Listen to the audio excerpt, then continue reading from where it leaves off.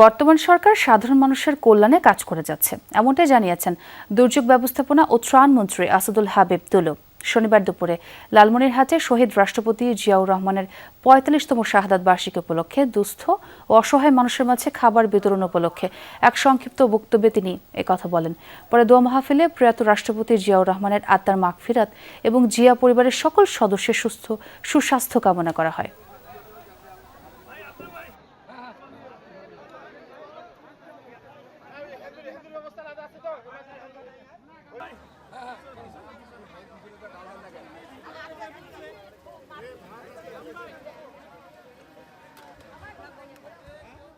শহীদ রাষ্ট্রপতি জিয়াউর রহমান অবরুদ্ধ গণতন্ত্রকে মুক্ত করে বহুদলীয় গণতন্ত্র প্রবর্তন করেছেন।